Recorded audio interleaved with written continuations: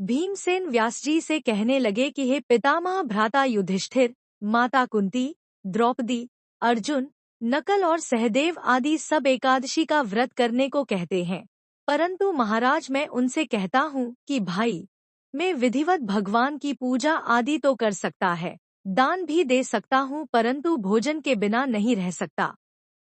इस पर व्यास जी कहने लगे, हे भीमसेन, यदि तुम नरक को बुरा और स्वर्ग को अच्छा समझते हो तो प्रतिमास की दोनों एकादशियों को अन्न मत खाया करो। भीम कहने लगे, हे पितामह, मैं तो पहले ही कह चुका हूँ कि मैं भूख सहन नहीं कर सकता। यदि वर्ष भर में कोई एक ही व्रत हो तो वह मैं रख सकता हूँ, क्योंकि मेरे पेट में वृक नाम वाली अग्नि है, सो मैं भोजन के बिना नहीं रह सकता। भोजन करने से वह शांत रहती है, इसलिए पूरा उपवास तो क्या एक समय भी बिना भोजन किए रहना कठिन है। अतः आप मुझको कोई ऐसा व्रत बताइए जो वर्ष में केवल एक बार ही करना पड़े और मुझको स्वर्ग की प्राप्ति हो जाए।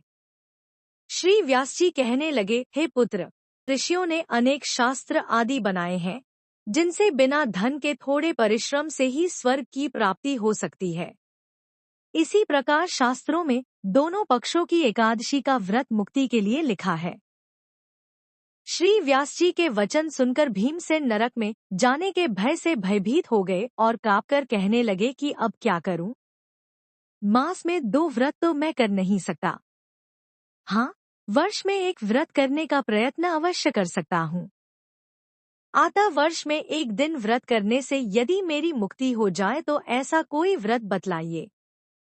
यह सुनकर व्यास जी कहने लगे कि वृष और मिथुन की संक्रांति के बीच ज्येष्ठ के शुक्ल पक्ष की जो एकादशी आती है, उस एकादशी का नाम निर्जला है।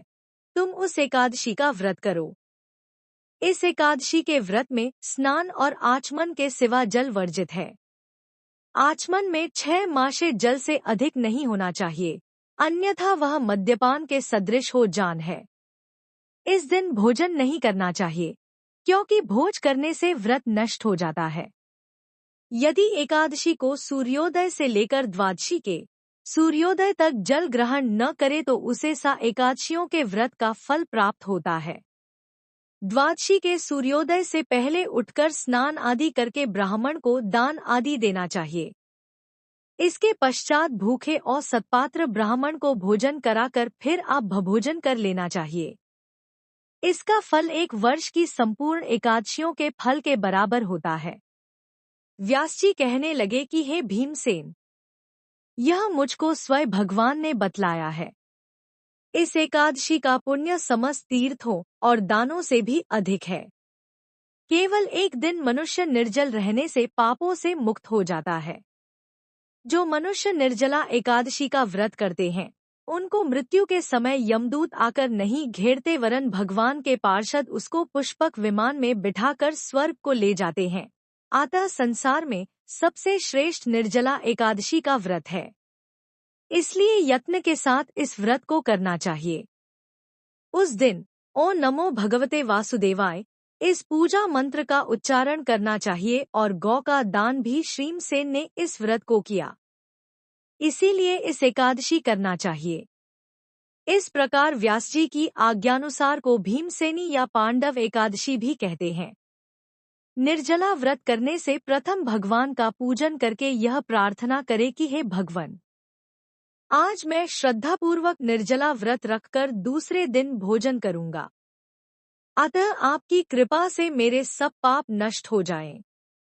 इस दिन जल से भरा हुआ एक घड़ा वस्त्र से ढककर स्वर्ण सहित दान करना चाहिए।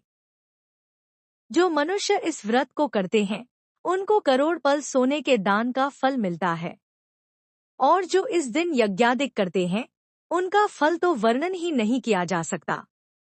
इस एकादशी के व्रत से मनुष्य विष्णुलोक को प्राप्त होता है। जो मनुष्य इस दिन अन्न खाते हैं, वे चांडाल के समान हैं, वे अंत में नरक में जाते हैं। जिन्होंने निर्जला एकादशी का व्रत किया है, वह चाहे ब्रह्महत्यारे हों, मद्यपान करते हों, चोरी करते हों या गुरु के साथ द्वेष करने वाले हों, मगर इस व्रत के करने से सब स्वर्ग में जाते हैं। हे कुंती पुत्र, जो पुरुष या स्त्री श्रद्धापूर्वक इस व्रत को करते हैं, उनको निम्नलिखित कर्म करने चाहिए। प्रथम भगवान का पूजन, फिर गोदान, ब्राह्मणों को मिष्ठान व दक्षिणा देनी चाहिए तथा जल से भो कलश का दान अवश्य करना चाहिए। निर्जला के दिन अन्न, वस्त्र, पात्र, उपाना, जूती आदि का दान भी करना चाहिए। जो मनुष्य भक्तिपूर्वक इस कथा को पढ़ते या सुनते हैं, उनको निश्चय ही स्वर्ग की प्राप्ति होती है। इसी प्रकार हमारी एकादशी की कथा समाप्त होती है। राधे राधे।